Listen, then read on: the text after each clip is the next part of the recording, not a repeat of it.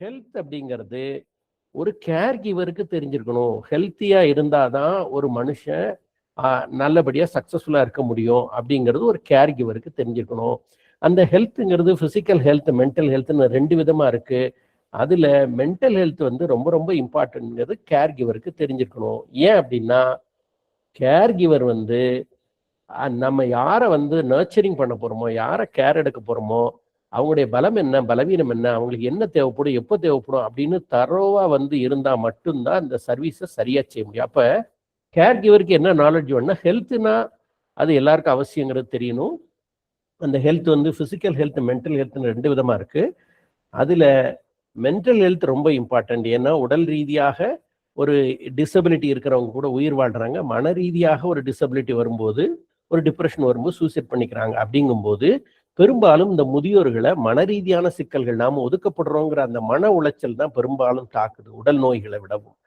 ஆகவே இந்த care givers கத்துக்க வேண்டிய விஷயம் என்னன்னா, இந்த முதியோர்களை அணுகும்போது அவங்களுடைய உடல் ஆரோக்கியத்தை விடவும் மன ஆரோக்கியத்தை நம்ம ரொம்ப கவனிக்கணும் அப்படிங்கிறத நம்ம கத்துக்கணும். இந்த முதியோர்கள் பெரும்பாலும் அந்த ஓல்ட் ஏஜ், எங்களுக்கெல்லாம் வயசாயிடுச்சு அப்படிங்கிற ஒரு மனநிலையில் இருப்பாங்க. இப்போ இந்த ப்ரோக்ராம் அட்டன் பண்ண முதியோர்களுக்கு தெரியும், நம்ம ஏற்கனவே சொல்லியிருக்கோம், வயசாகிறதுங்கிறது 90 வயசா, 80 வயசா, 70 வயசா அல்ல. எனக்கு வயசாயிடுச்சுன்னு எப்போ ஒரு முதியவர் நினைக்கிறாரோ அப்போ அவருக்கு வயசாயிடுது. அப்ப இதை வந்து கேர் கிவர்ஸ் என்ன பண்ணணும்னா, அவங்க யாருக்கு வந்து கேர் கொடுக்குறாங்களோ அந்த முதியோர்கள் இந்த மன உளைச்சல்ல இருக்கும்போது அவங்களுக்கு இதெல்லாம் நீங்க சொல்லணும். உங்களுக்கு வயசாயிடுச்சு நீங்க நினைக்காதீங்க. வயசாயிடுச்சு நீங்க எப்ப நினைக்கிறீங்களோ அப்பதான் ரியலா உங்களுக்கு வயசாகும். ஆகவே நீங்க அப்படி நினைக்க வேண்டியதில்லை. நீங்க இந்த வயதிலும் இளைஞராக செயல்படலாம். நீங்க அதுக்கான ஒரு எஃபர்ட் போட்ட அப்படிங்கிறத நீங்க வந்து புரிய வைக்கணும். ஏன்னா ஓல்டேஜுங்கிறது வந்து நம்ம வந்து ஃபீல் பண்ண வேண்டியது இல்லை. வயதுங்கிறது வந்து நாம வந்து ரிட்டையர்மெண்ட் பீரியடுங்கிறது ஒரு ஓய்வாகி ஒரு இடத்துல முடங்கி கிடக்கிறதுக்கு இல்லை. நாம இதுவரைக்கும் வயிற்று பிழைப்புக்காக வேலை செஞ்சோம். இதுக்கு மேல, அதாவது குடும்பத்தை காப்பாற்றுறதுக்கு சர்வைவலுக்காக வேலை செஞ்சோம். இதுக்கு மேல சோசியல் காஸ்க்காக, சொசைட்டிக்கு நம்முடைய ரிச் நாலேஜை, நம்முடைய ஸ்கில் செட்டை டிரான்ஸ்ஃபார்ம் பண்ண போறோம் அப்படிங்கிற ஒரு சிந்தனையை முதியோர்களுக்கு நீங்க தான் கொடுக்கணும். ஏன்னா இதையெல்லாம் கூட இருந்து யார் சொல்ல முடியும்? நீங்க தான் கேர் கிவர்ஸ் தான், அவங்க கூடவே இருக்கீங்க. அப்ப எப்பெல்லாம் அவங்களோட உரையாடுறீங்களோ அப்பெல்லாம், ஏன்னா அவங்களோட ஆட்டிடியூட் எப்படி இருக்கும் அப்படின்னா நெகட்டிவ் ஆட்டிடியூட் இருக்கும். அவங்களுக்கு வந்து நம்ம டஸ்ட்பின் தான், நம்ம வந்து யூஸ்லெஸ் தாங்கிற ஆட்டிடியூட் இருக்கும். அப்படி இல்லை, நீங்க ரொம்ப யூஸ்ஃபுல்லான நபர்கள். நீங்க உங்களோட ரிச் எக்ஸ்பீரியன்ஸ் இந்த சொசைட்டி கொடுப்பதனால இந்த சொசைட்டி டிரான்ஸ்ஃபார்ம் ஆகுது. ஆகவே நீங்க ரொம்ப உபயோகமான ஆட்கள்னு சொல்லி அவங்களோட ஆட்டிடியூடை நீங்க சேஞ்ச் பண்ணணும். இதுல ஆட்டிடியூட்னு சொல்லும்போது கேர் கிவரோட ஆட்டிடியூடும் ரொம்ப முக்கியம். ஏன்னா இங்க எல்லாருக்கும் ஒரு ஆட்டிடியூட் இருக்கு. இந்த சொசைட்டில ஒரு மிஸ்கன்செப்ஷன் என்னன்னா, டாக்டர்னா உயர்வு. இப்போ ஒரு +2 படிக்கிற பையனா இருந்தா முதல்ல நீங்க மெடிக்கல் கிடைக்குதா பாருங்க, இல்லையா இன்ஜினியரிங் கிடைக்குதா பாருங்க, இல்லைன்னா அக்ரிகல்ச்சர் கிடைக்குதா பாருங்க, அப்புறம் லா கிடைக்குதா பாருங்க. இப்படி எல்லாம் வந்து பாத்தீங்கன்னா ஒரு வெர்டிக்கல் ஹைரார்கி வச்சு இது உயர்வு அது தாழ்வு இப்படி எல்லாம் பார்க்குற ஒரு பார்வை இந்த சொசைட்டில இருக்கு. இன்ஃபேக்ட் இந்த சொசைட்டிங்கிறது it's a forum of many individuals. இங்க எல்லாருமே எப்படி இருக்கும்னா இன்டர் டிபெண்டா இருக்கும். நாம ஒருவரை ஒருவர் சார்ந்து இருக்கோம். இப்போ டாக்டருக்கு வந்து லீகலா சிக்கல் வருதுன்னா லாயர் வந்து ஹெல்ப் பண்றார், லாயருக்கு ஹெல்த் இஷ்யூ வருதுன்னா டாக்டர் ஹெல்ப் பண்றார். இப்படிதான் இருக்கும். ஸோ அதனால இங்க எல்லா ப்ரொஃபஷனுக்கும் தேவை இருக்கு. எல்லாருடைய கான்ட்ரிபியூஷனும் ஈக்குவல் அப்படிங்கிறத நாம புரிஞ்சுக்கணும். எதுக்கு இதை சொல்றேன்னா, இந்த கேர் கிவர்ஸ்க்கு என்ன ஒரு மன உளைச்சல் வரலான்னா, இங்க நிறைய பேர் என்னுடைய உடன் இருக்கக்கூடிய நண்பர்கள் வந்து ஒரு டாக்டரா இருக்காங்க, இன்ஜினியரா இருக்காங்க, லாயரா இருக்காங்க, டீச்சரா இருக்காங்க. ஆனா நான் வந்து ஒரு கேர் கிவருங்கிற பணியை செஞ்சுக்கிட்டு இருக்கேன். ஆகவே அது ரொம்ப இன்ஃபீரியர் அப்படிங்கிற எண்ணம் வரக்கூடாது. அந்த வசூல் ராஜாங்கிற படத்துல கமல்ஹாசன் ரொம்ப அழகா சொல்லுவாரு, அங்க ஒரு துப்புரவு செய்யக்கூடிய ஒரு தொழிலாளி ரொம்ப எரிச்சலோடு இந்த வேலையை செய்யும்போது டாக்டர்ஸ்க்கெல்லாம் வந்த வியாதிக்கு மருத்துவம் செய்யறான், நீ வரப்போற வியாதியை வராம தடுக்கிறையா, ஸோ உன்னோட சேவை டாக்டரோட உயர்வு அப்படின்னு சொல்லுவாங்க. ஸோ நீங்களும் நான் சொல்றேன், கேர் கிவர்ஸ் என்ன ஆட்டிடியூட் வச்சுக்கணும்னா, டாக்டருங்கிறவர் எப்பவுமே 24 ஹவர்ஸ் வந்து இந்த சீனியர் சிட்டிசனோட இருக்க முடியாது. அப்ப நீங்க தான் எப்பவுமே அவங்களோட இருக்கீங்க. அதான் சொல்லுவாங்க, ஒரு ஒரு ப்ராவர்ப் என்ன சொல்லுதுன்னா, கடவுள் எப்பவுமே ஒரு மனிதனோட உடனே இருக்க முடியாது, கூடவே இருக்க முடியாதுன்னா தாயை படைத்தான், அந்த தாயுமே எப்பவுமே அந்த மனிதனோட இருக்க முடியாதுன்னா மனைவியை படைத்தான்லாம் சொல்லுவாங்க. அது மாதிரி நீங்க மருத்துவர் எப்பவுமே கூடவே இருக்க முடியாது, உளவியலாளர்கள் எப்பவுமே இந்த சீனியர் சிட்டிசனோட கூடவே இருக்க முடியாது, அதுக்கான சாத்தியக்கூறு இல்லை. அப்படிங்கும்போது நீங்க தான் கூடவே இருக்க போறீங்க. அப்ப அவர்களை பாதுகாக்கிற மிகப்பெரிய பணியே நீங்க வந்து செய்றீங்க. இது ஒரு மிகப்பெரிய இராணுவ வீரன் எப்படி ஒரு தேசத்தை காக்குறானோ அது மாதிரி நீங்களும் இந்த தேசத்தின் சொத்துக்களை பாதுகாக்கிறீங்க. அப்போ உங்களுக்கு என்ன ஆட்டிடியூட் இருக்கணும்னா, இதை இன் டர்ம்ஸ் ஆஃப் மணியில பார்க்கக்கூடாது. பணம் அப்படின்னு பார்த்தீங்கன்னா, இப்போ இந்த சேவை இது வந்து ஒரு நோபல் ப்ரொஃபஷன். இந்த சேவையில இதை பணத்தின் வாயிலாக மதிப்பிடாம இதுல நான் செய்யற சேவை வந்து இந்த சமூகத்துக்கு எவ்வளவு பெரிய பணி அப்படின்னு பார்க்கணும். இல்லைன்னா அவங்களுக்கே ஒரு மன உளைச்சல் ஆகி, இந்த கேர் கிவர்ஸ்க்கு ஒரு மன உளைச்சல் ஆச்சுன்னா அது எங்க ரிஃப்ளெக்ட் ஆகும்னா அந்த முதியோர்களுக்கு செய்யற சேவையில அது வந்து எதிரொலிக்கும். அப்ப அந்த உங்களுடைய சேவை வந்து அவங்கள நர்ச்சரிங் பண்றதுக்கு பதிலா அவங்கள டேமேஜ் பண்ற ஒரு நிலைக்கு கொண்டு போயிடும். அதனால நீங்க என்ன புரிஞ்சுக்கணும்னா, யாரோடையும் உங்களை ஒப்பிட்டு நான் வந்து செய்யற வேலை மற்றவங்களை விட இன்ஃபீரியர் நீங்க நினைக்க வேண்டாம். நீங்க செய்யற வேலை ரொம்ப ரொம்ப இம்பார்ட்டன்ட். அப்போ நீங்க இந்த முதியோர்கள் வந்து ரோல் மாடலா இருக்கணும் அப்படின்னு நான் ஏற்கனவே சொன்னேன். ஏன்னா அவங்க தான் இந்த சொசைட்டியை வழி நடத்துறவங்க. அப்ப அவங்க அவங்களுடைய மகன் மருமகள், மகள் மருமகன், பேரன் பேத்திகள் இப்படி எல்லாரையும் அவங்கள சுத்தி இருக்கிற நெய்பர்ஸ் ரிலேட்டிவ்ஸ் எல்லாரையுமே வழி நடத்தக்கூடிய ஒரு நபராக ரோல் மாடலாக அவங்க இருக்கணும். அப்போ ஒருவேளை அந்த புரிதல் இல்லாம அவங்க வந்து எங்கேயோ ஒரு இடத்துல சின்ன குழந்தை மாதிரி அடம் பிடிப்பாங்க. ஏன் அப்படின்னா அவங்களுடைய இன்ஃபீரியாரிட்டி காம்ப்ளெக்ஸ். அந்த இன்ஃபீரியாரிட்டி காம்ப்ளெக்ஸ் என்ன பண்ணும்னா, நான் ஒதுக்கப்படுறேங்கும் போது ஒடுக்கப்படுகிற மக்களுக்கு தான் வீரியம் வரும். அவங்க வந்து உச்சமா கோபப்படுவாங்க. இயலாமையின் உச்ச நிலையில தான் கோபம் வரும். அப்ப அவங்க என்ன பண்ணுவாங்கன்னா, தன்னை சுற்றி இருக்கிற உறவுகள்கிட்ட, ஏன் பேரம்பேத்திட்டு கூட நான் ஏற்கனவே சொல்லியிருக்கேன், டிவி ரிமோட்டுக்கு சண்டை போடுவாங்க. நான் வந்து சீரியல் பார்க்கணும் அப்படின்னு சண்டை போட்டுட்டு இருப்பாங்க. அந்த குழந்தை கிரிக்கெட் மேட்ச் பார்க்கணும்னு சொன்னா நான் வந்து சீரியல் பார்க்கணும்னு சண்டை போட்டுட்டு இருப்பாங்க. அப்ப ஏன் அதுல அந்த ஒரு பேரம்பேத்திக்கிட்ட போய் சண்டை போடுறாங்கன்னா, அந்த டிவியில சீரியல் பார்க்கறதுங்கிறத விட அதை நான் பார்க்க முடியாம ஒதுக்கப்படுறேங்கிற அந்த உரிமை பிரச்சனை இருக்கு இல்லையா, அதுக்கு தான் அவங்க சண்டை போடுறாங்க. அதை அவங்களுக்கு புரிய வைக்கணும். நீங்க வந்து ரோல் மாடல், நீங்க தான் எங்களெல்லாம் வழி நடத்தணும் அப்படிங்கிறத அவங்களுடைய ரோல் அண்ட் ரெஸ்பான்சிபிலிட்டி நீங்க புரிய வைக்கணும். ஏன்னா இந்த கோயில் யானை பார்த்தீங்கன்னா, அது யானை மிகப்பெரிய பலமான விலங்கு. ஆனா அது கோயில்ல என்ன பண்ணும், கோயில் யானை என்ன பண்ணும்னா வழிநெடுக வந்து வாழைப்பழத்தை பிச்சை எடுத்துட்டு போகும். அப்ப அந்த யானைக்கு இருக்கிற பலம் அதுக்கு தெரியல. அது மாதிரி இந்த முதியோர்கள் அவங்களுடைய பலம் தெரியாம எங்கேயோ ஒரு இடத்துல தன்னை பலவீனமாக கருதி கொண்டு அவங்க வந்து மற்றவர்கள்ட்ட சண்டை போட்டுன்னு இருக்காங்க. ஸோ அவங்களுடைய ரோல் அண்ட் ரெஸ்பான்சிபிலிட்டி நீங்க புரிய வைக்கணும். அப்புறம் இந்த மேஸ்லோ தியரி பத்தி நீங்க படிச்சீங்க. மேஸ்லோ ஹைரார்கி ஆஃப் நீட்ஸ் அப்படின்னா, ஆப்ரஹாம் மேஸ்லோங்கிற ஒரு சயின்டிஸ்ட், ஒரு சைக்காலஜிஸ்ட் என்ன சொல்லியிருக்காரு அப்படின்னா, மனிதனுடைய தேவை அடுக்கு கோட்பாடு அப்படின்னு சொல்லியிருக்காரு. அந்த தேவை அடுக்கு கோட்பாடு என்ன சொல்லுது, முதல்ல ஒரு மனிதனுக்கு உடலியல் தேவை பூர்த்தி ஆகணும், அடுத்தது பாதுகாப்பு தேவை பூர்த்தி ஆகணும், அடுத்தது அவனுக்கு அன்பு தேவைகள் பூர்த்தி ஆகணும், அதுக்கு அடுத்தது அவனுடைய சுயமரியாதை, அவன் வந்து ஒரு செல்ஃப் எஸ்டீம் ஸ்டேஜில் இருக்கணும், அதுக்கு அடுத்து அவன் செல்ஃப் ஆக்சுவலைசேஷன் ஸ்டேஜுக்கு போகணும். இப்படித்தான் படிப்படியாக ஒரு மனிதன் போக முடியும் அப்படின்னு சொல்லியிருக்குது. அப்போ இதுல ஏதோ ஒரு அடிப்படை தேவை, உதாரணமா பிசியாலஜிக்கல் நீடு ஃபுல்ஃபில் ஆகலைன்னா, சேஃப்டி நீடு ஃபுல்ஃபில் ஆகலைன்னா, லவ் அண்ட் பிலாங்கிங்னஸ் கிடைக்கலன்னா அந்த மனிதர் செல்ஃப் எஸ்டீம் ஸ்டேஜில் இருக்க மாட்டார். சாப்பிடாம பசியோட இருக்கிற ஒரு நபர்கிட்ட நீங்க தொண கேள்வி கேட்டா பயங்கரமா கத்தி பதில் சொல்லுவார். அப்போ அவர் செல்ஃப் எஸ்டீம் ஸ்டேஜில் இல்லை, மரியாதை இழந்துட்டார்னு நீங்க பார்க்கக்கூடாது. அப்ப அவரு உடல் ரீதியான தேவை பூர்த்தி அடையலை. அப்போ ஒரு குடும்பத்துல ஒதுக்கப்பட்டு ஒரு நபர் வந்து மன உளைச்சல் இருக்காருன்னா அவர் வந்து ஒரு சாதாரண ஒரு விஷயத்துக்கு பலமா கோவப்படுவார். அப்போ காரணம் என்ன, அவருக்கு லவ் அண்ட் பிலாங்கிங்னஸ் கிடைக்கல. அப்போ ஒரு இவ்வளவு பெரிய மனிதன் கோவப்படுறாரு அப்படின்னு நீங்க அவருக்கு ஒரு சுயமரியாதை இருக்கா அப்படின்னு நீங்க வந்து பார்க்கக்கூடாது. அப்ப அவர் செல்ஃப் எஸ்டீம் ஸ்டேஜ்ல இருக்கணும்னா அடிப்படையாக physiological, safety, love and belongingness இந்த 3 நீடும் பூர்த்தியா இருக்கணும். அதை என்ஷூர் பண்ண வேண்டிய கடமை. இப்ப நீங்க கேர் ரிசீவரா இருந்தா இதுல நான் அன்றாடம் சரியா இருக்கணும்னு சரி பண்ணிக்கணும். அதை கிடைக்கலன்னா அதை வந்து ஏற்பாடு பண்ணிக்கணும். உதாரணமா சாப்பிடாம இருக்கோம் அப்படின்னா கண்டிப்பா நம்ம கோவம், சாப்பாடு கொடுங்கன்னு கேட்கணும்.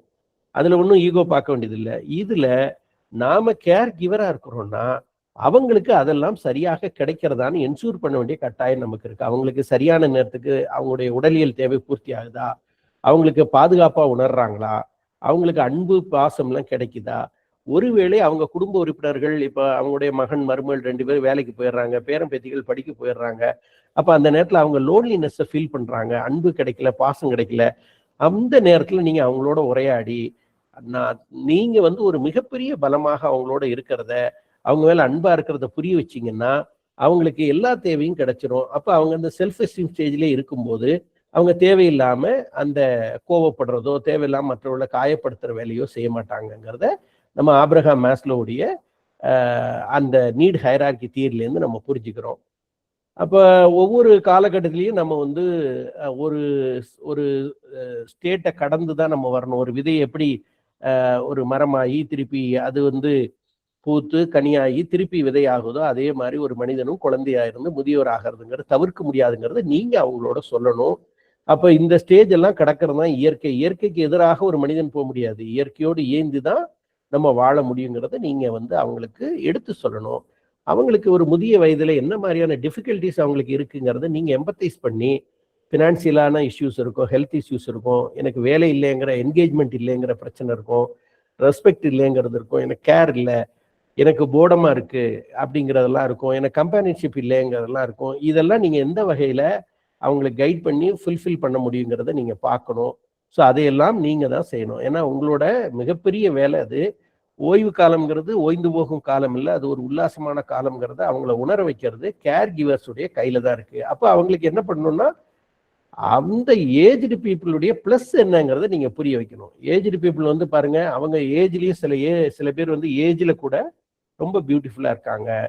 ஏஜ் அந்த சீனியாரிட்டிங்கிறது ஒரு கிஃப்ட். இப்போ ஒரு 5 வயது பையன் வந்து 70 வயது ஆன நபரான ஆகணும்னா நினைச்சா கூட முடியாது. 70 வயதை கடந்தாதான் ஆக முடியும். ஸோ அப்போ அந்த ஏஜ்டு பர்சனா இருக்கிறது ஒரு கிஃப்ட். அந்த எக்ஸ்பீரியன்ஸ், அந்த நாலேஜ், அவங்க ஒரு கைடா இருக்காங்க, மென்டரா இருக்காங்க, இந்த சொசைட்டிக்கே ஒரு கார்டியனா இருக்காங்க. அவங்களுக்கு சில ஸ்பெஷல் கன்செஷன்லாம் கிடைக்குது. பேங்க்ல இன்ட்ரெஸ்ட் ரேட்டா இருக்கட்டும், இன்கம் டேக்ஸ் ரிபேட்டா இருக்கட்டும், இப்படி சில விஷயங்கள்ல அவங்களுக்கு சொசைட்டில கிடைக்கிற மரியாதை, ஏர் டிராவல்ல ட்ரெயின் டிராவல்ல கிடைக்கிற கன்செஷன், இப்படி அவங்களுக்கு நிறைய விஷயங்கள் வந்து சலுகைகள் கிடைக்குங்கிறத புரிய வைக்கணும்.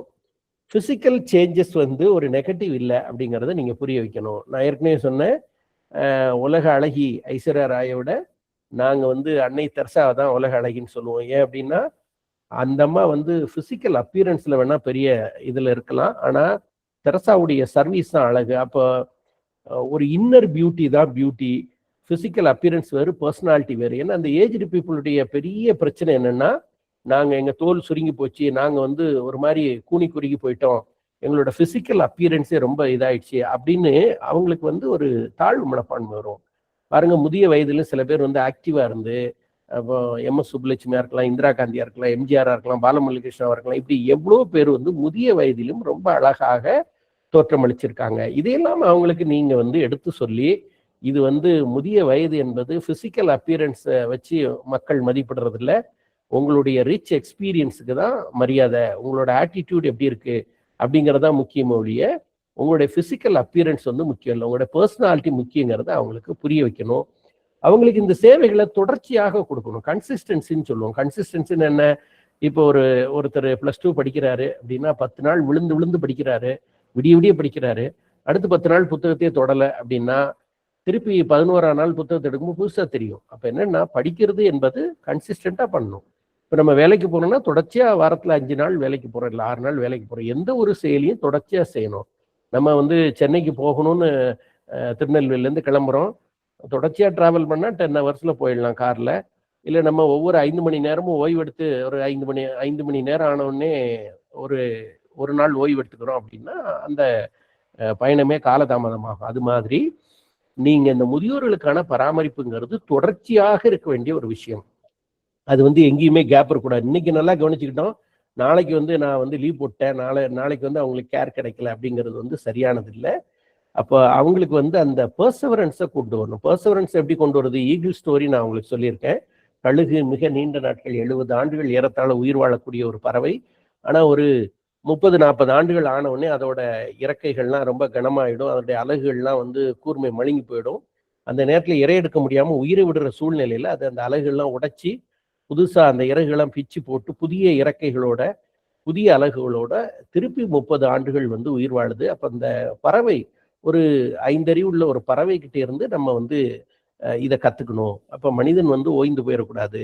மனிதன் வந்து தன்னை புதுப்பிச்சுக்கிட்டே இருந்தா இந்த பீரியடுக்கு அப்புறம் ஒரு அருமையான லைஃப் இந்த சொசைட்டி கொடுக்கலாம். அந்த முதிய வயதுங்கிறது டிவியை வாட்ச் பண்ணிட்டு இருக்கிற ஒரு டைம் இல்லை, நம்மளை சுற்றி இருக்கிற அழகான உலகத்தை பார்த்து ரசிக்கிறது. ஏன்னா அவங்க முதிய வயதுல ஓடிக்கிட்டே இருந்திருப்பாங்க, குடும்பத்தை காப்பாற்றுறதுக்காக பணம் சம்பாதிக்கிறதுக்காக ஓடிக்கிட்டே இருந்திருக்காங்க. அப்போ இந்த மாதிரி நம்ம சுற்றி இருக்கிற புற அழகை ரசிக்கிறதுக்கு ஒரு பார்க்குக்கு போறதுக்கோ, ஒரு ஊட்டிக்கு போறதுக்கோ, இல்லை ஒரு பர்டிகுலர் கோயிலுக்கு போறதுக்கோ சூழல் இல்லாம இருந்திருக்கும். இப்ப அதையெல்லாம் பார்த்து ரசிப்பதற்கான ஒரு வாய்ப்பு, அவங்க படிக்காத புத்தகங்களை எல்லாம் உட்காந்து படிக்கிற ஒரு வாய்ப்பு. ஏன்னா அன்னைக்கெல்லாம் நேரம் இருந்திருக்காது. அப்ப அதெல்லாம் ஒரு பெரிய வாய்ப்பு. அன்னைக்கு செய்ய முடியாத வேலைகள், அன்னைக்கு அவங்களுடைய சர்வைவலுக்காக சில வேலைகளை செஞ்சிருப்பாங்க. ஆனா அவங்களுக்கு விருப்பப்பட்ட பேஷன்கிற சில வேலைகளை செய்ய முடியாம இருந்திருக்கும். அதையெல்லாம் செய்வதற்கான ஒரு வாய்ப்பு. ரியல் பர்பஸ் ஆஃப் லைஃப், நம்ம வாழ்க்கையில நம்மளை சுத்தி இருக்கிற சொசைட்டிக்கு எவ்வளவு ரெஸ்பான்சிபிளா இருக்கும் அப்படின்னு செயல்படுற ஒரு வாய்ப்பெல்லாம் இதுல கிடைச்சிருக்குங்கிறத நீங்க அவங்களுக்கு புரிய வைக்கணும். இந்த முதிய வயதிலையும் இந்த ஜெண்டர் இனீக்வாலிட்டி இருக்குங்கிறத நான் உங்களுக்கு புரிய வச்சேன். ஒரு ரிட்டையர்மெண்ட்டே இல்லாத பர்சன் யாருன்னா விமன் தான் சொல்லுவோம். ஏன்னா கொரோனா பீரியட்லயும் அவங்களுக்கு ரிட்டையர்மெண்ட் இல்லை.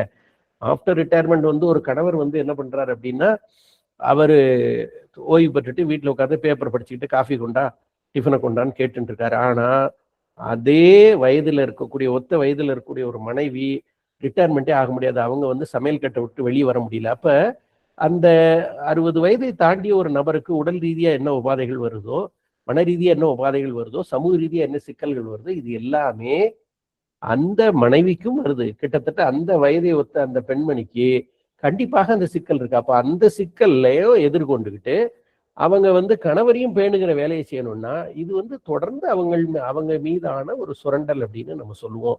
அப்ப பெண்களுக்கு மூத்த வயதிலும் கூட ஒரு ஆணாதிக்க சிந்தனையோடு அவங்களுடைய வழிகள் ரொம்ப சரியாக கவனிக்கப்படுறது இல்லைங்கிற ஒரு குறை இந்த ஆணாதிக்க சமூகத்துல இருக்கு. அப்ப நீங்க கேர் கிவர்ஸ் என்ன புரிஞ்சுக்கணும்னா, பெண்களுக்கு இதை நம்ம எம்பத்தைஸ் பண்ணி அவங்களுக்கு கூடுதல் கவனம் செலுத்தணும். ஏன்னா அவங்களுக்கு நிறைய உடல் உபாதைகள் கூடுதலா வரதுக்கு, அவங்களுக்கு பிரசவமா இருக்கட்டும், ஃபேமிலி பிளானிங் பண்ணியிருப்பாங்க, வேறு வேறு பிரச்சனைகள் இருந்திருக்கும். அப்ப அவங்களுக்கு கூடுதல் கவனம் நம்ம செலுத்தணுங்கிறத நம்ம புரிஞ்சுக்கணும். அதே மாதிரி இந்த முதியோர்களை அவங்களுடைய பார்ட்னருக்கு தேங்க் பண்ண சொல்லணும், அவங்களோட அந்யோன்யமா இருக்க சொல்லணும். அதையெல்லாம் நீங்க கேர் கிவர்ஸ் கவனிக்கணும். அவங்களுடைய எமோஷனல் இன்டெலிஜென்ஸ்னா என்னன்னு நான் ஏற்கனவே சொல்லியிருக்கேன். இன்டெலிஜென்ஸ் என்பது உங்களுடைய புத்திசாலித்தனம். எமோஷனல் இன்டெலிஜென்ஸ்ங்கிறது நீங்க எவ்வளவு உங்களுடைய உணர்வுகளை கட்டுப்பாடாக வச்சிருக்கீங்க. ஏன்னா உணர்வு ரீதியா நீங்க ரொம்ப இமோஷனல் ஆகும்போது நீங்க வெளிப்படுத்துகிற ஒரு வார்த்தையும் சரி செயலும் சரி மற்ற உறவுகளை பாதிக்கும். பெரும்பாலும் முதியோர்கள் இமோஷனலி வீக்கா இருப்பாங்க. அவங்களுக்கு அந்த இன்ஃபீரியாரிட்டி காம்ப்ளெக்ஸ் இருக்கனால அவங்களுக்கு எங்கேயோ ஒரு இடத்துல அவங்களோட செல்ஃப் எஸ்டீம் டச் ஆயிடுச்சுன்னா, ஈகோ டச் ஆயிடுச்சுன்னா கடுமையாக ஷவுட் பண்ணுவாங்க. ஏன்னா யார் ஒடுக்கப்படுகிறாங்களோ அவங்க இயலாமையின் உச்சத்துல கூக்கரில் இடுவது இயல்பு. இதுதான் உளவியல். அப்ப நம்ம என்ன புரிஞ்சுக்கணும்னா, அவங்களுடைய இமோஷனல் இன்டெலிஜென்ஸை நாம டேமேஜ் பண்ற மாதிரி செயல்கள் பண்ணக்கூடாது.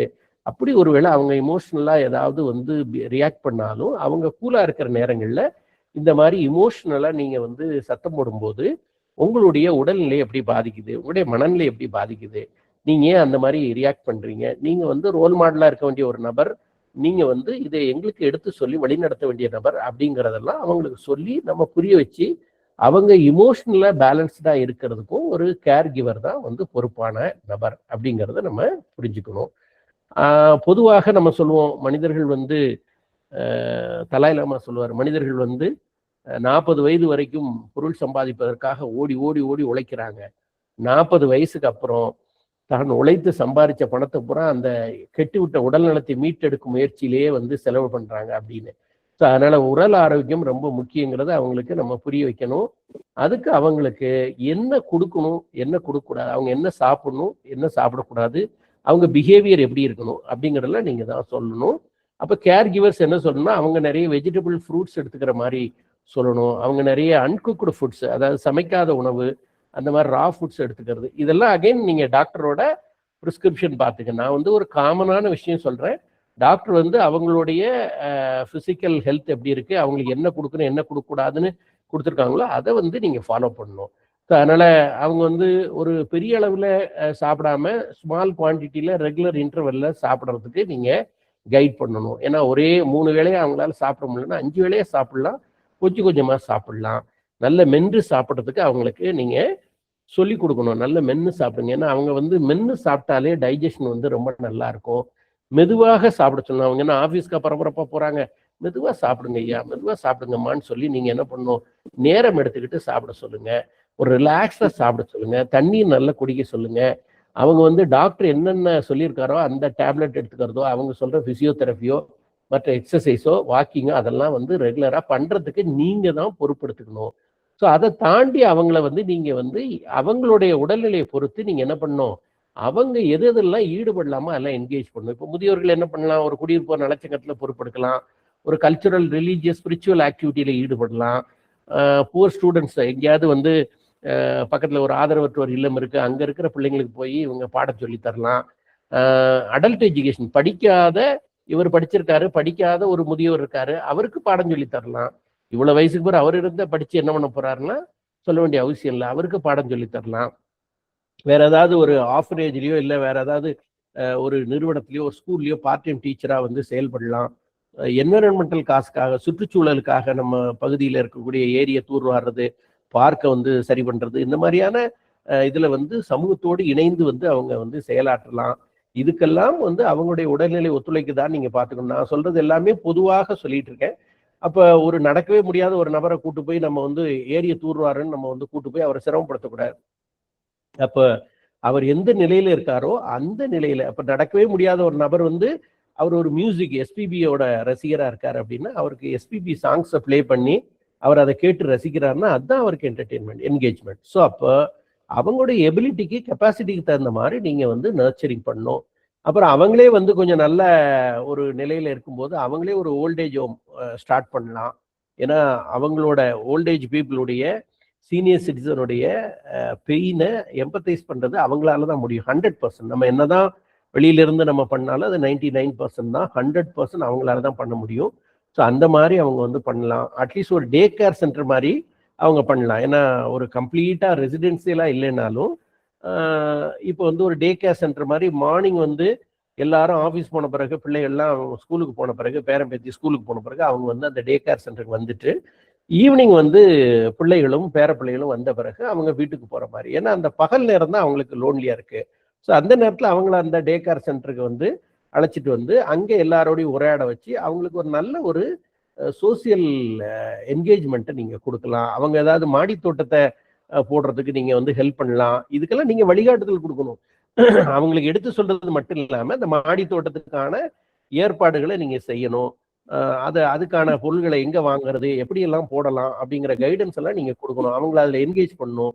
யோகா, மெடிடேஷன்ங்கிற மாதிரியான விஷயங்கள் அவங்களுக்கு நீங்க செய்யணுங்கிறத, அதுவும் அவங்களுடைய உடல்நிலைக்கு ஏற்ற மாதிரி என்ன யோகா பண்ண முடியும். நான் காட்டின வீடியோல 100 வயசு பாட்டி வந்து யோகா பண்றாங்க அப்படிங்கிறதுக்காக நீங்க வந்து ஒரு கேர் ரிசீவர் ஒருத்தர் வந்து 80 வயசுல ரொம்ப முடியாம இருக்கிறவரை அந்த வேலையை செய்ய சொல்ல முடியாது. ஸோ என்ன அவங்களால செய்ய முடியுமோ அதை பண்ணணும். அவங்களுக்கு வந்து என்ன ஆற்றல் வேற என்ன இருக்கு. ஒரு கவிதை எழுதுகிற நபரா இருக்காரு அப்படின்னா அவரை வந்து கவிதைகளை எழுத சொல்லி உற்சாகப்படுத்தி அதை ஒரு புத்தகமா பப்ளிஷ் பண்ணலாம். ஒருத்தர் நல்ல மோட்டிவேஷனலா பேசுவார் அப்படின்னா அதை ஒரு புத்தகமா, கட்டுரைகளை வெளியிடலாம்.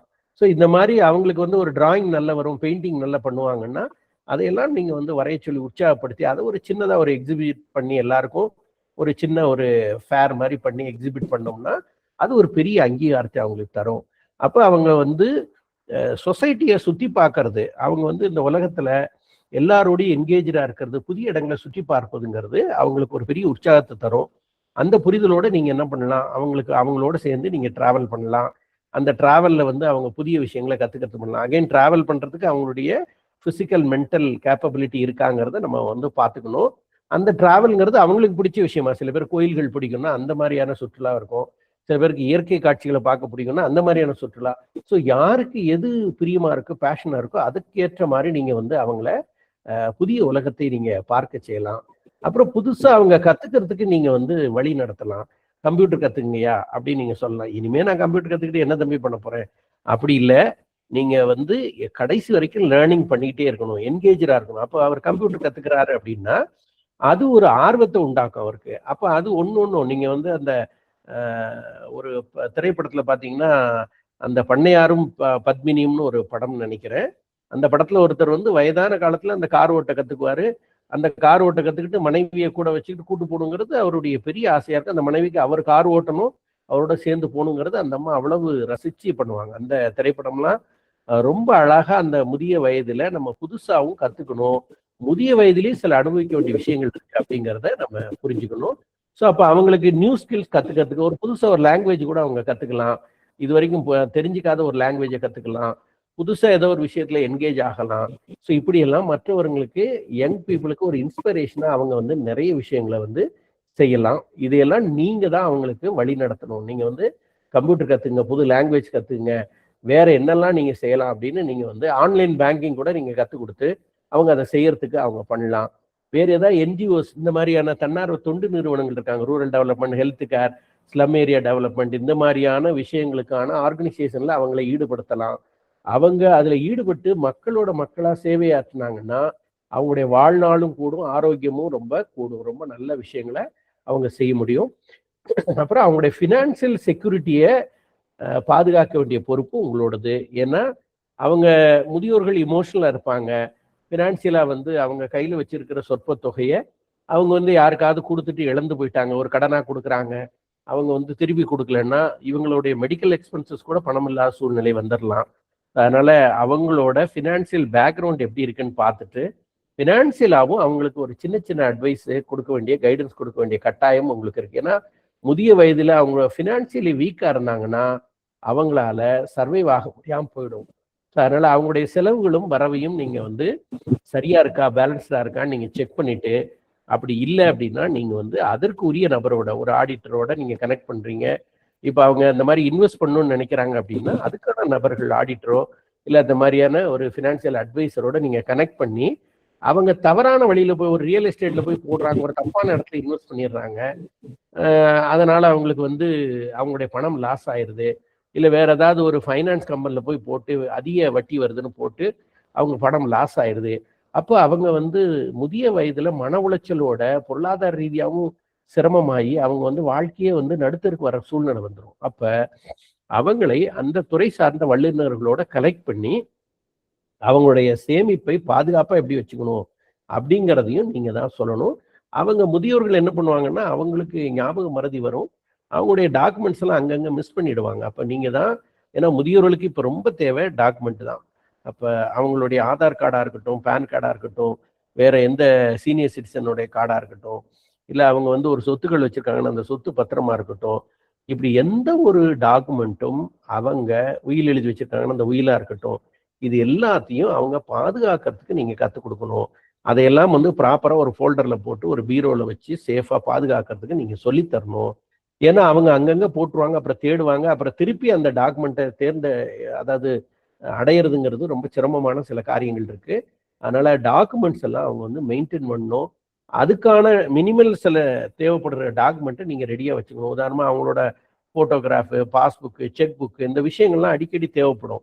இந்த விஷயங்கள்லாம் நீங்கள் வந்து என்ன பண்ணணும், அவங்களுக்கு எப்போ வேணாலும் எடுத்து கொடுக்குற மாதிரி நீங்கள் வந்து ஃபிங்கர் டிப்பில் வச்சுக்கணும். அவங்களுக்கு அந்த ஓய்வா இருக்கிறது அப்படிங்கிறது வந்து எந்த வேலையும் செய்யாம சும்மா இருக்கிறது இல்லைங்கிறது புரிய வைங்க. ஓய்வுங்கிறது என்னன்னா ஒரு மாறுபட்ட வேலையை செய்யறது ஓய்வு. இப்போ உடம்பு களைப்பாகும் போது நம்ம வந்து என்ன பண்றோம், தூங்குறோம், ஓய்வு எடுக்கிறோம், சும்மா உட்காந்துருக்கிறோம், ஓய்வு எடுக்கிறோம். அது உடம்பு களைப்புல இருந்து விடுபடுறதுக்கு. மனசு களைப்புல இருந்து விடுபடணும்னா மனசுக்கு ஓய்வு என்னன்னா மாறுபட்ட வேலையை செய்யறது. அப்ப ஆபீஸ்ல 8 மணி நேரம் வேலை செஞ்சுட்டு வீட்டுக்கு வந்து தோட்ட வேலையை ஒரு 1 மணி நேரம் செய்யறோம்னா அது இன்னொரு வேலை கிடையாது. மாறுபட்டு அந்த தோட்ட வேலையை செய்யும்போது அந்த ஆஃபீஸ் களைப்பும் நமக்கு போயிடும். ஸோ அந்த விஷயங்களை நீங்க அவங்களுக்கு கற்றுக் கொடுக்கணும். அப்புறம் அவங்களுக்கு அந்த என்ன சொல்றது, அந்த கம்ஃபர்ட் ஜோனை விட்டு வந்து வெளியே வரணும் அப்படிங்கிறத சொல்லுங்க. நம்ம வந்து இன்னும் செய்ய வேண்டிய காரியங்கள் நிறைய இருக்கு. சில பெண்கள் வந்து அவங்க சின்ன வயசுல கூடை முடையிறது, வேற ஏதாவது கை வேலை செய்யறதெல்லாம் கத்துட்டு இருப்பாங்க. முதிய வயதுல கூட அவங்களுக்கு அதை செய்ய சொல்லலாம். அதை செஞ்சு பெரிய இன்கம் அவங்களுக்கு வரணும்னு அவசியம் இல்லை. அவங்க அதை செஞ்சு, அதை பெயிண்டிங்காக இருக்கலாம், சின்ன கை வேலையாக இருக்கலாம், எனி கிராஃப்ட் ஒர்க் அதெல்லாம் செய்கிறாங்க அப்படின்னா அதை செய்வதில் ஒரு அங்கீகாரம் கிடைக்கும். சில பேர் நல்ல குக்கிங் பண்ண தெரிஞ்சிருப்பாங்க. அப்போ அதையெல்லாம் வந்து வெளிப்படுத்துறதுக்கு அவங்களுக்கு வாய்ப்பு தரணும். இதையெல்லாம் வந்து இனிமே நான் என்னப்பா பண்ண போறேன் அப்படிங்கிற வார்த்தை தான் அவங்கள்ட்ட இருந்து வரும். இல்லை இப்போ கூட உங்கள்கிட்ட இருக்கிற நீங்க பண்ணி கொடுக்குற கேசரியோட ருசி வந்து இன்னைக்கு இருக்கிற யங்ஸ்டருக்கு வராது, நீங்க செஞ்சு கொடுங்க அப்படின்னு சொல்லி அவங்கள அந்த கேசரியை பண்ண வைக்கும் போது அவங்க அதை பண்ணி கொடுத்து எல்லாரும் அதை டேஸ்ட் பண்ணி பாராட்டும் போது அவங்களுக்கு கிடைக்கிற மகிழ்ச்சி இருக்கு இல்லையா. அதாவது அவங்கள வந்து ஒரு எக்ஸ்ட்ரீம் வந்து முதிய வயதில் அவங்கள வந்து வேலை வாங்கக்கூடாது, வீட்டில் எல்லா வேலையும் அவங்களே செய்கிறாங்கன்னா அது ஒரு எக்ஸ்ட்ரீம் எக்ஸ்பிளாய்டேஷன். இன்னொரு எக்ஸ்ட்ரீம் அவங்க படுக்கையிலே வச்சிருந்தோம்னா அதுவும் இன்னொரு எக்ஸ்ட்ரீமுக்கான அவங்களுக்கு டேமேஜ் தான். அப்போ அவங்க அவங்களுடைய உடல்நிலைக்கும் வயதுக்கும் ஏற்ற வேலைகளையும் செய்து அதற்கான அங்கீகாரத்தையும் அவங்க பெற்றுக்கொண்டாதான் அது வந்து சரியா இருக்கும். அதே நேரத்தில் அவங்க ஃபேமிலி மெம்பர்ஸுடைய மென்டல் ஹெல்த்தை பற்றியும் அவங்க கவலைப்படணும். இப்போ வந்து அவங்க வந்து ஏதாவது ஒரு இடையூறு அக்கம் பக்கம் வம்பு வளர்க்குறாங்க, எதையோ ஒன்று முதிய வயதில் நான் பேசுகிறேன் சும்மா பேசிட்டு இருக்கேங்க பேரில் வீட்டில் இருக்கிற மற்றவர்களுக்கு ஒரு சிக்கல் வர மாதிரி நெய்பர்ஸோட சிக்கலை உருவாக்குறாங்க, உறவினர்களோட பேசி ஏதோ ஒரு சிக்கலை உருவாக்குறாங்க அப்படின்னா அது முதிய வயதில் அப்படியெல்லாம் ஒரு சூழல் வரும். அப்போ அவங்களுக்கு அவங்களோட லிமிட்டேஷனை புரிய வைக்கிறதும் கேர் கிவருடைய டியூட்டின்னு தான் நான் நினைக்கிறேன். நீங்கள் கூடவே இருக்கும்போது ஐயா நீங்கள் இந்த இடத்துல குடும்பத்தில் இருக்கிற உறுப்பினருடைய சிக்கலை நீங்கள் பார்க்கணும், இந்த செயல் வந்து குடும்பத்தில் இருக்கிறவங்களை டேமேஜ் பண்ணுது இல்லையா அப்படின்னு வந்து நீங்கள் பொறுப்பாக சொன்னீங்கன்னா அவங்க கேட்பாங்க. ஏன்னா குடும்ப உறுப்பினர்கள் சொன்னால் கண்டிப்பாக கேட்க மாட்டாங்க. எவ்வளோ பெரிய ஆளாக இருந்தாலும் அவங்க குடும்ப உறுப்பினர்கள் சொல்லும்போது அதை மதிக்க மாட்டார்கள். அப்போ அவங்க என்ன பண்ணுவாங்கன்னா மற்றவர்கள் இந்த மாதிரியான ப்ரொஃபஷனல் டாக்டர் சைக்காலஜிஸ்ட் சொல்லும்போது கேட்பாங்க. நீங்கள் கேர் கிவருங்கும் போது நீங்கள் தான் அவங்களுடைய வெல்விஷர் கூடவே இருக்கிறீங்கும் போது நீங்கள் சொல்வதை கேட்பாங்க. ஸோ அதையும் நீங்கள் அவங்களுக்கு அவங்களுடைய ஒரு செயல் வந்து குடும்ப உறுப்பினர்களுக்கு எந்த வகையிலும் இடையூறு இல்லாமல் இருக்கணும் அப்படிங்கிறத நீங்கள் கற்றுக் கொடுக்கணும். அவங்களுக்கு வந்து நீங்கள் தான் பேரம்பேத்திகளுக்கு கல்ச்சரை கற்றுக் கொடுக்கணுங்கிறத நீங்கள் சொல்லித்தரணும். அவங்களுடைய உடை பற்றியெல்லாம் நீங்கள் வந்து என்ன வயசான காலத்தில் நான் என்ன ஆஃபீஸ்க்காக போகிறேன் அப்படின்னு அவங்க நினச்சிக்கிட்டு ஒரு அழுக்கான உடையை போட்டுக்கிட்டு அதே உடையோடு இருக்கிறது அப்படிலாம் இருக்கக்கூடாது. ஏன்னா அழுக்கான உடை, துவைக்காத உடை, கசங்கிய உடையை போட்டுட்டு இருக்காங்கன்னா அவங்களுடைய கான்ஃபிடென்ஸும் ரொம்ப லோவாக இருக்கும். அப்போ அவங்க என்ன பண்ணணும் அப்படின்னா அந்த இன்ஃபீரியாரிட்டி காம்ப்ளெக்ஸ் இல்லாமல் நல்ல துவைத்து உலர்த்திய உடையை அணிஞ்சுக்கிட்டாங்கன்னா அது பெருசாக அயன் பண்ணி அவங்க வந்து பெருசாக மிடுக்காக போடணும்னு அவசியம் இல்லை. பட் அந்த கந்தையானாலும் கசைக்கு கட்டுங்கிற மாதிரி அவங்க வந்து நல்ல துவைத்து உலர்த்திய வெயிலில் உலர்த்திய அந்த உடைகளை அணிஞ்சுக்கிட்டாங்கன்னா ஃப்ரெஷ்ஷாக இருக்கும். அப்போ குளிச்சுட்டு புதிய உடை போட்டாலே அவங்களுக்கு ஒரு ஃப்ரெஷ்னஸ் வரும். நான் என்ன ஆஃபீஸ்க்காக போகிறேன், என்னத்துக்கு நான் போய் சீக்கிரமாக குளிச்சுட்டு நான் போய் வேற ட்ரெஸ் மாற்றிக்கிட்டேன் அப்படின்னு அவங்க வந்து அந்த அந்த வைப்ரேஷன்லேயே இருந்தாங்கன்னா அவங்களோட ஹெல்த்து வந்து பாதிக்கப்படும். ஸோ அதையெல்லாம் நீங்கள் வந்து அவங்களுக்கு சொல்லணும். இதெல்லாம் வந்து ஒரு சின்ன விஷயம், ஆனால் இதில் கிடைக்கிற உற்சாகம் ரொம்ப சிறப்பாக இருக்கும்னு நீங்கள் அவங்களுக்கு புரிய வைக்கணும். நீங்கள் ஒரு இன்டர்னல் கவுன்சிலராக இருக்கணும். ஆக்சுவலி வந்து இன்டர்னல் கவுன்சிலர் நாங்கள் யாரை சொல்லுவோம் அப்படின்னா எங்களை மாதிரி ப்ரொஃபஷனல் கவுன்சிலர் செய்ய வேண்டிய வேலையை ஒரு குடும்பத்தில் இருக்கிற முதியவர்கள் பேரம்பேத்திக்கு வீட்டில் இருக்கிற மகன் மருமகளுக்கு கைடன்ஸ் கொடுத்து மென்டராக இருந்து கைடாக இருந்து செய்யணும். அதுதான் இன்டர்னல் கவுன்சிலிங் சொல்லுவோம். எத்தனை பேருக்கு நேரடியாக ஒரு கவுன்சிலர் போய் தேடி போய் எல்லா பிரச்சனையும் சால்வ் பண்ணிக்கிறதுக்கான வாய்ப்பு கிடைக்குது. அப்போது அந்த காலத்தில் கூட்டு குடும்பத்தில் பெரியவர்கள் மகன் மருமகளுக்கு ஒரு சண்டை வருதுன்னா அதில் தலையிட்டு அதை சரி செய்வாங்க. பேத்திக்கு ஒரு சின்னதாக ஒரு இன்ஃபாக்சுவேஷன் 10 பருவத்தில் வருதுன்னா அதை பாட்டி வந்து அதை கண்டுபிடிச்சி அதுக்கான ஒரு கவுன்சிலிங்கை இன்டர்னலாக கொடுத்து அம்மாவுக்கே தெரியாமல் பேத்தியை சரி பண்ணிடுவாங்க. அப்போ இதையெல்லாம் வந்து வீட்டில் இருக்கிற பிள்ளைகளுக்கு, பேர பிள்ளைகளுக்கும், மருமகனுக்கும், மகளுக்கும் செய்ய வேண்டிய பொறுப்பு இன்டர்னல் கவுன்சிலர் பொறுப்பு இந்த முதியோர்களுக்கு இருக்கு.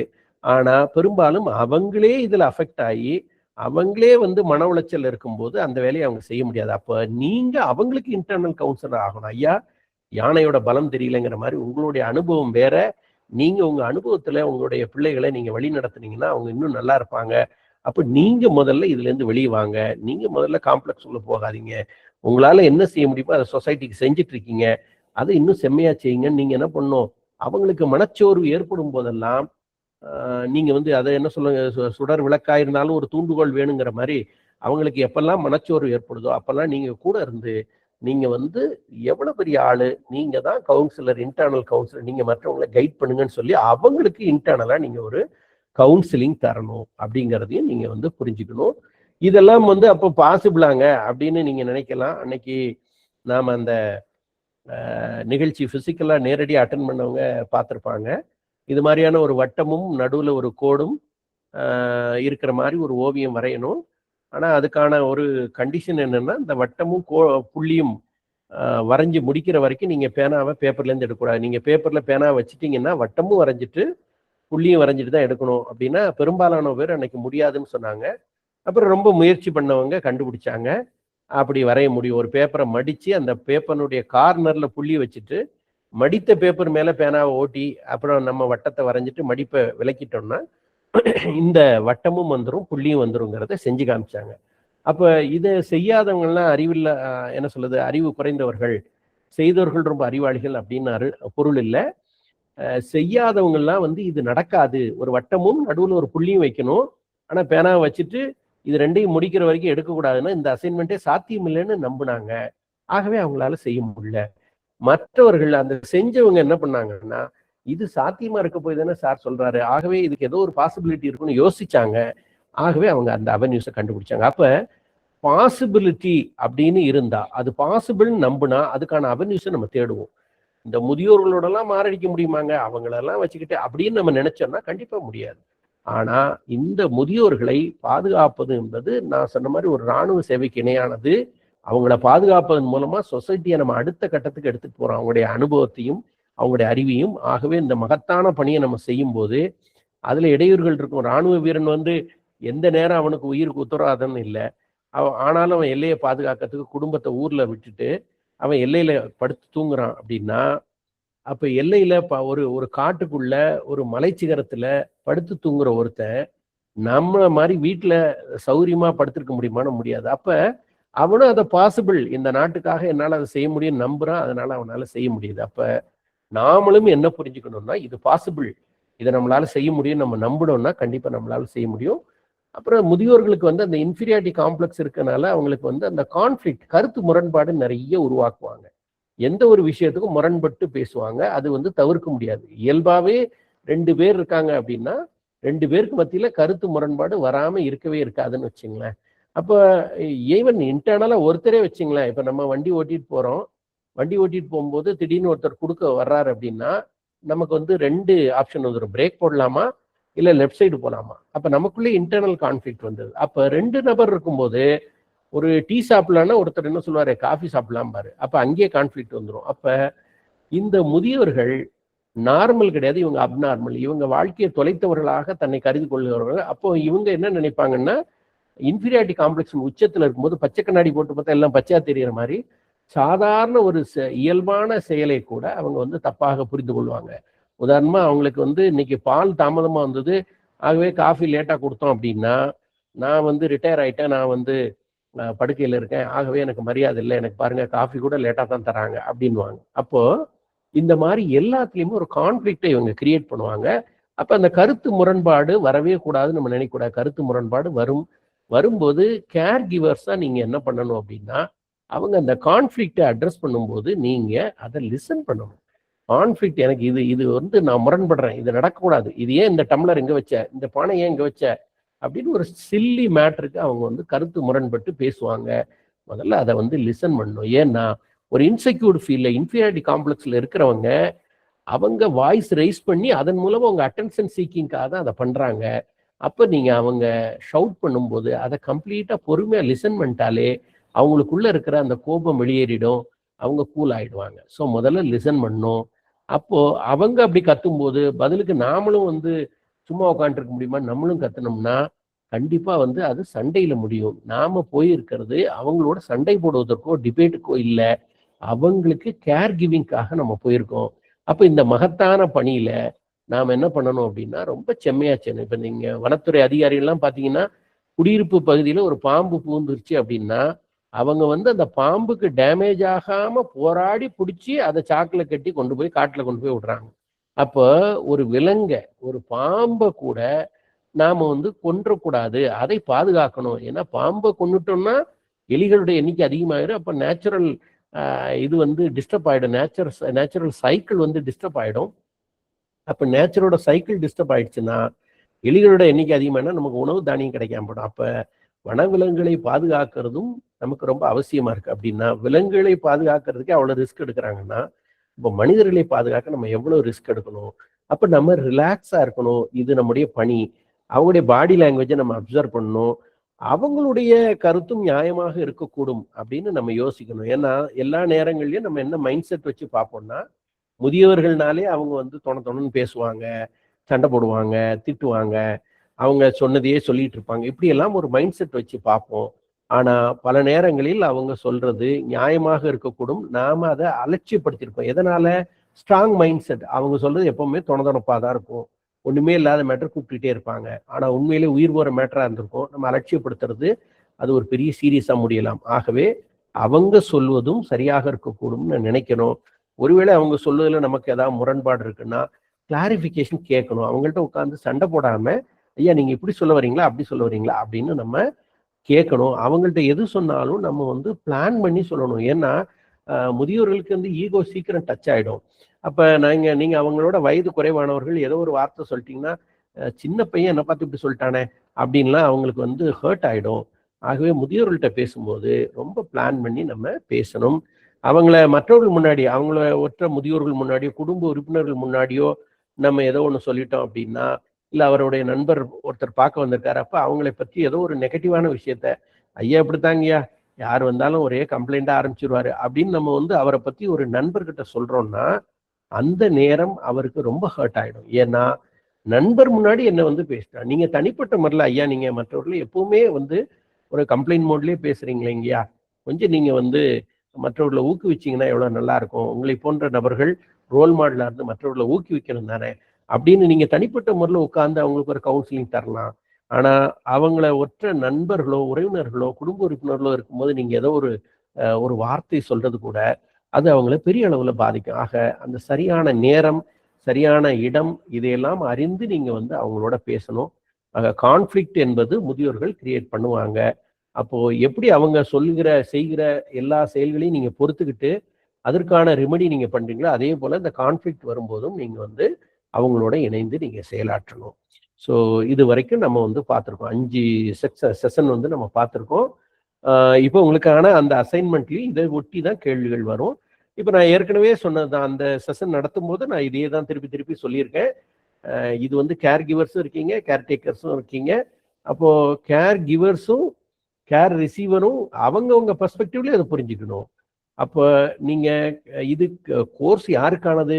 கேர் கிவருக்கானது. அப்போ கேர் கிவருக்கு தான் இது வந்து பெரும்பாலும் பொருந்தும். அப்போ இந்த குவாலிட்டிஸ் எல்லாமே யாருக்காக கொடுக்கப்பட்டிருக்கு அப்படின்னா, முதியோர்களே ஹேண்டில் பண்ணா இப்படிதான் பண்ணணும் அப்படின்னு நீங்க வந்து உங்களுக்கு உங்களுடைய ஸ்கில் செட்டை டெவலப் பண்ணுறதுக்கு தான் இதை கொடுத்துருக்கோம்.